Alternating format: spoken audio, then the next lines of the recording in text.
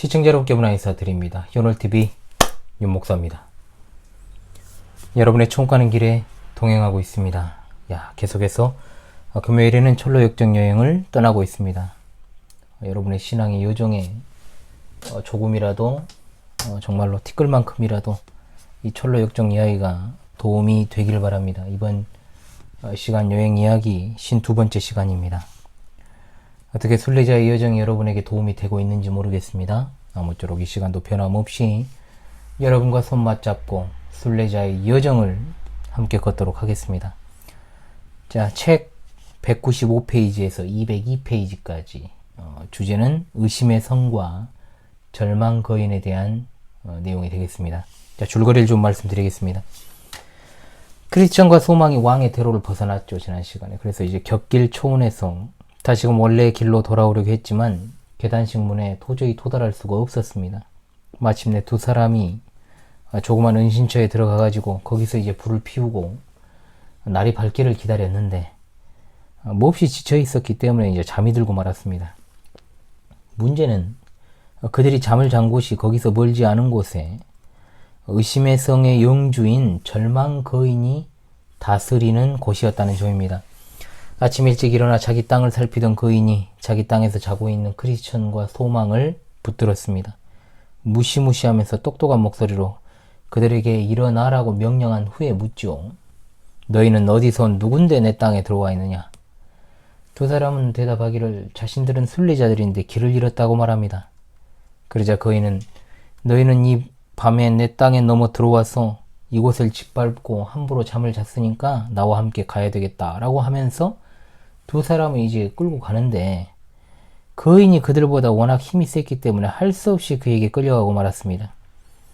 또한 그들이 할 말이 또 없어요. 뭐냐? 자신들의 잘못을 알고 있었기 때문입니다. 절망 거인은 순례자들을 자기 성의 아주 어두운 지하 감옥에 가두었는데 그 감옥은 더럽고 악취가 심해서 몹시 견디기가 어려웠습니다. 그들은 여기서 수요일 아침부터 토요일 저녁까지 한 조각의 빵이나 한 모금의 물도 마시지 못하고 누워 있었습니다. 말을 걸어볼 사람도 없는 그런 지독한 처지에 빠져서 친구나 정말 아는 사람 하나 없이 갇혀 있었다는 거죠. 여기서 이제 크리스천이 더욱더 갑절로 큰 슬픔에 빠졌는데 그 이유가 이런 고난에 빠지게 된 것이 결국 자기의 고집 때문에 이제 곁길 초원으로 갔을 때 그것 때문이라고 여겨졌기 때문에 그랬습니다. 자, 이 부분을 해설하도록 하겠습니다. 오늘 또 주목해서 잘 들어주시길 바라겠습니다. 곁길 초원의 길로 들어섰다가 완전히 이제 큰 환란을 당한 크리스천과 소망이 순례의 길로 다시 돌아가려고 무진장 애를 썼습니다. 자, 그러나 지난 시간 말미에 말씀드린 대로 폭우 때문에 돌아가는 일이 쉽지 않았고 얼마 가지 못해서 밤이 되고 말았던 것이죠. 할 수 없이 은신처를 찾아서 불을 피우고 있다가 잠이 들고 말았는데 그곳에서 이제 의심의 성의 성주인 절망 거인에게 붙들리는 신세가 되고 맙니다. 두 순례자는 하나님께 끝까지 부르짖으면서 왕의 대로로 다시 나아갈 수 있게 해달라고 하나님의 손길만을 의지했음에도 불구하고 자기들 스스로 은신처를 찾아서 들어가 버렸는데 이제 문제가 발생한 것입니다. 이 은신처는 어떤 것이겠습니까? 말 그대로 자신들의 죄를 감추고자 하는 은신처였다라는 것이죠. 죄를 감추려는 시도는 곧 영적인 게으름이었고 그들은 곧 절망 거인의 손에 붙잡히고 말았습니다. 그야말로 숨 돌릴 틈도 없이 어려움이 몰려오는 상황이라고 할 수 있지요. 절망 거인은 자고 있는 크리스천과 소망을 깨워서 자신의 땅을 침범하고 짓밟았다는 죄목을 씌워 감옥에 가둬버립니다. 그렇다면 이 의심의 성과 이 성의 영주인 절망 거인은 과연 무엇을 가리키는 것일까요? 바로 그리스도 안에 있는 평안을 발견하기 전까지 심령 가운데서 계속해서 일어나는 하나의 영적인 상태를 뜻합니다. 의심이라고 하는 것은 언제나 불신앙과 굉장히 밀접한 관계가 있습니다. 의심의 성이라고 했지 않습니까? 의심은 말 그대로 성과 같다는 겁니다. 그곳에 빠진 사람들은 쉽게 나올 수 없도록 만드는 특징을 가지고 있는 것이 성입니다. 그리고 절망은 말 그대로 거인입니다. 강력한 힘으로 영혼을 꽉 잡아서 절대로 놓아주지 않는 그런 특성을 가지고 있습니다. 크리스천과 소망은 거인의 힘에 당할 수가 없습니다. 그냥 거인에게 끌려갈 뿐이었습니다. 어떤 저항도 할 수 없을 정도로 거인의 힘이 강력했기 때문이죠. 두 순례자가 의심의 성 지하 감옥에 갇히게 되었다는 것을 통해서 이제는 그야말로 이들은 그 누구로부터도 아무런 도움을 받을 수 없는 영적인 상태에 처하게 되었음을 보여줍니다. 한마디로 지하라고 하는 캄캄하고 더럽고 악취가 나는 공간에서 자유도 없고 빛도 없고 소망도 없는 그런 상태에 빠져 있는 것을 가리키고 있습니다. 크리스천과 소망이 그야말로 너무나 비참한 가운데 수요일부터 토요일까지 4일을 거기서 지냅니다. 한 조각엔 빵도 없고 한 모금에 정말 물도 마실 수 없습니다. 빛도 없고 말 걸 사람도 없다고 했습니다. 이것이 가리키는 것이 무엇입니까? 그들의 영혼이 어떤 영적인 공급을 받을 만한 상태가 아니라는 겁니다. 공급을 받지 못하니까 새롭게 될 수도 없습니다. 그야말로 요즘 표현으로 어마무시하게 절망적인 상황에 빠지게 된 것입니다. 둘 중에 크리스천이 느끼는 슬픔은 갑절입니다. 그도 그럴 것이 자기 고집 때문에 이 지경에 이르렀다라고 생각하기 때문에 더욱더 그는 괴로웠던 것입니다. 이와 같이 순례자들이 처한 상황은 하나님께서 자기 백성을 향해서 징계를 내리실 때 나타나는 현상입니다. 얼마 전에 제가 다루었습니다마는 요나는 하나님의 지시를 의도적으로 거부를 했지요. 니느웨로 가라는 하나님의 명령을 거부하여 그 반대편인 다시스로 향하였습니다. 그러나 곧 배는 풍랑을 만났고 결국 요나가 바다로 내던져지게 되었으며 큰 물고기 뱃속에 갇히게 되었습니다. 하나님의 백성이 이런 상황에 빠지게 되었을 때 할 수 있는 일이라고는 하나님께 부르짖는 일 외에는 없습니다. 이와 같은 상황에 자주 빠졌었던 다윗은 늘 열심히 하나님께 간구했고 요나도 물고기 뱃속에서 기도했다라는 사실을 우리가 잘 알고 있습니다. 그러나 크리스천과 소망은 계속되는 이런 절망의 상황에 믿음이 연약해지고 있었던 것입니다. 수요일 밤이 되었습니다. 거인의 아내 이름이 이제 자포자기입니다. 남편에게 아침에 일어나서 두 사람들을 무자비하게 때리라고 조언합니다. 그러니까 이제 목요일 아침이 되자마자 절망 거인은 돌 능금나무 몽둥이를 들고 지하 감옥으로 내려가서 욕을 사정없이 퍼부으면서 무섭게 그 둘을 패기 시작합니다. 인정사정 없이 주워 패니까 두 사람은 이제 바닥에 쓰러집니다. 거인은 그들이 자신들의 고초에 대해 슬퍼하도록 애곡하도록 놔두고 물러갑니다. 그러니까 이제 두 사람은 하루 종일 한숨 쉬고 쓰디쓴 탄식하며 그렇게 시간을 보내게 되는 것이죠. 절망과 자포자기라는 이름은 조합이 정말 잘 됩니다. 믿음의 길에서 뒤로 물러난 자들, 이탈한 자들에게 이것들은 자연스럽게 나타나게 됩니다. 두 사람의 마음 가운데 어느덧 절망과 자포자기의 심정이 깊숙하게 자리잡게 되었습니다. 어느덧 이 두 사람의 마음 가운데는 그리스도의 구원의 은덕도 죄를 용서하시는 하나님의 말씀도 의심하고 흐려지고 불신하는 지경에 이르게 된 것이죠. 그래서 목요일 밤에 무엇이라 말합니까?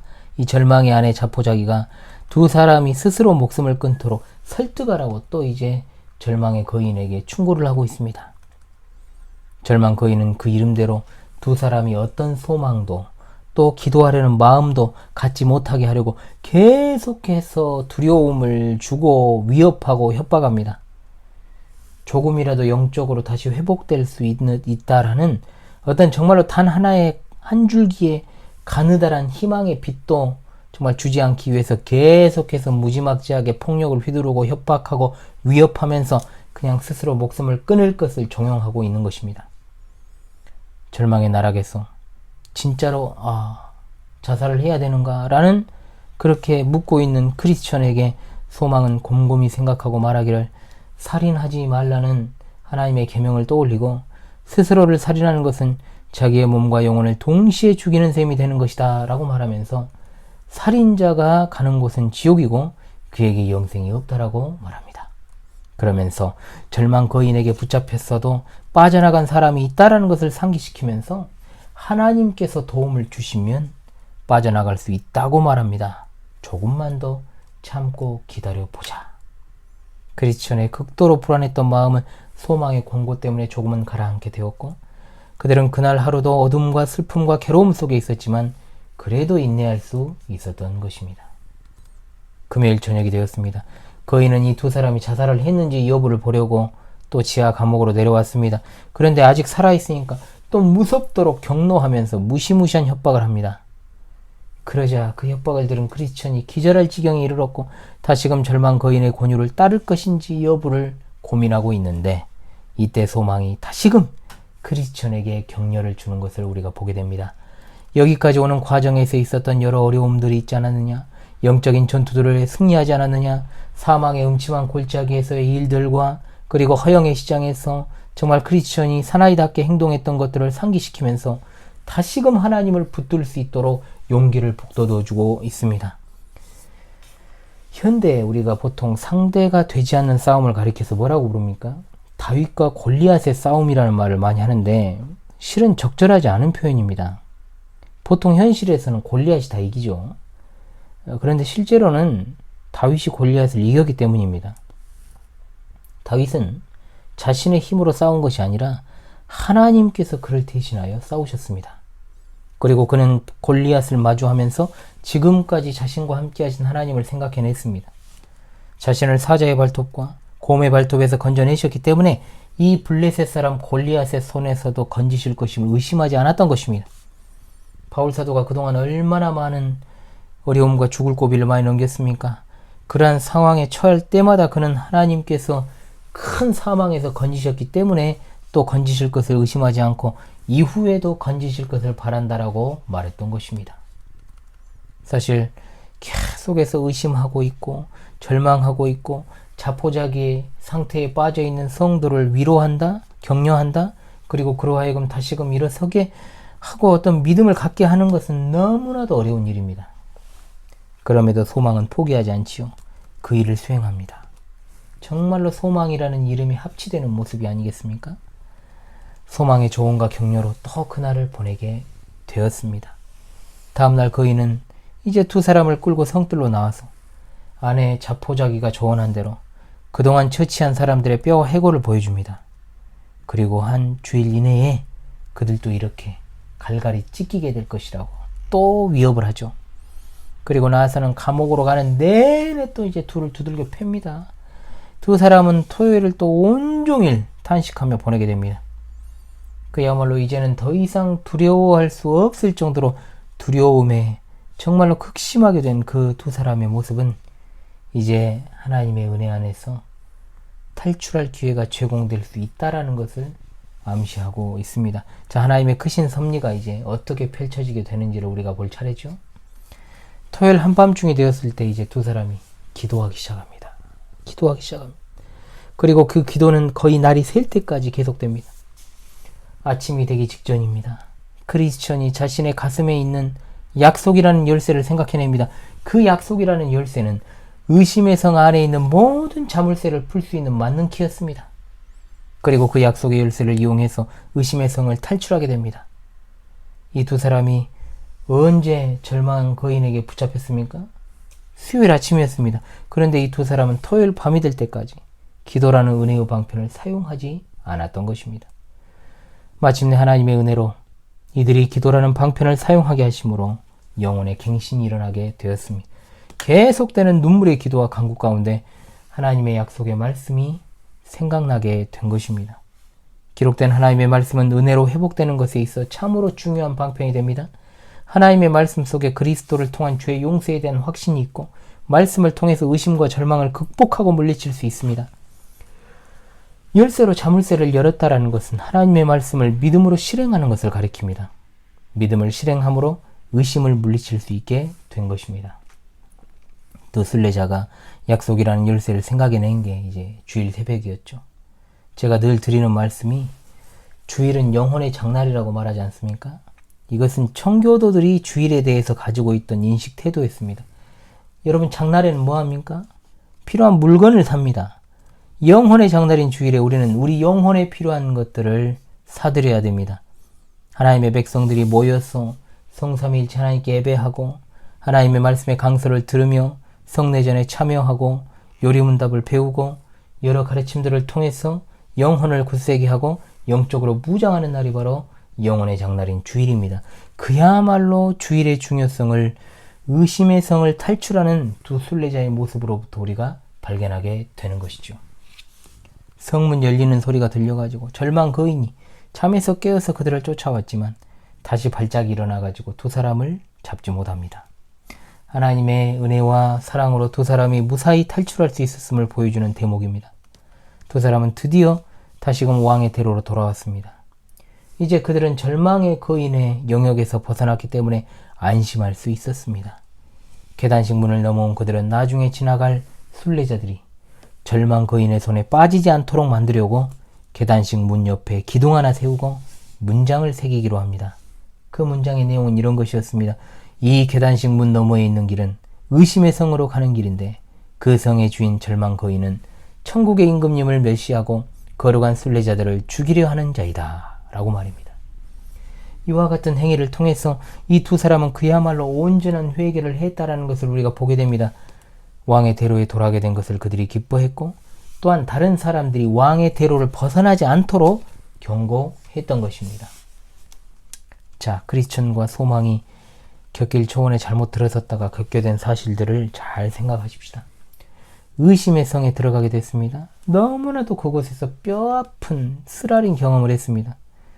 이를 통해서 참으로 천성가는 그 순례자의 정도를 벗어난다라고 하는 것이 얼마나 위험한 일인지를 깨닫게 되고 또 순례자의 여정에서 스스로의 판단으로 어떤 것을 결정하는 것이 얼마나 또한 큰 어려움을 초래하는지 우리가 배우게 됩니다. 일단 기억해야 될 것은 순례자의 길은 평탄하지 않다는 겁니다. 순례자들이 편한 길을 찾다가 그렇게 된 것을 잊어서는 안 됩니다. 또한 아무리 절망 가운데 또 자포자기의 심정가에 내려간다고 할지라도 인내하고 견디면 하나님의 약속이 이루어진다는 사실, 우리가 평소에 하나님의 말씀과 기도라는 은혜의 두 방편을 열심히 사용하지 않는다면 정작 반드시 이 두 은혜의 방편이 발휘되어야 할 때 아무런 역할을 하지 못한다는 것을 알게 됩니다.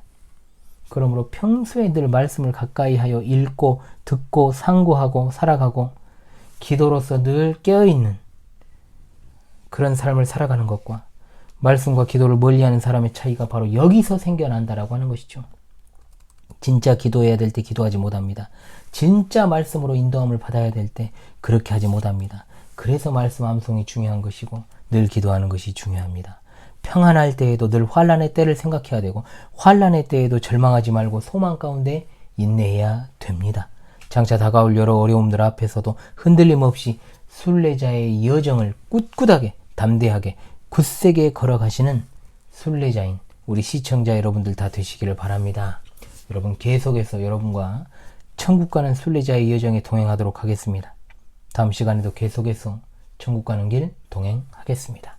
자, 주말과 특히 영혼의 장날 주일을 통해서 자, 여러분의 영혼에 필요한 많은 것들을 사서 무장하시고 또 영혼을 강하고 굳세게 만드시는 여러분 되시기를 바랍니다. 여러분 한 주간도 참으로 수고 많으셨습니다.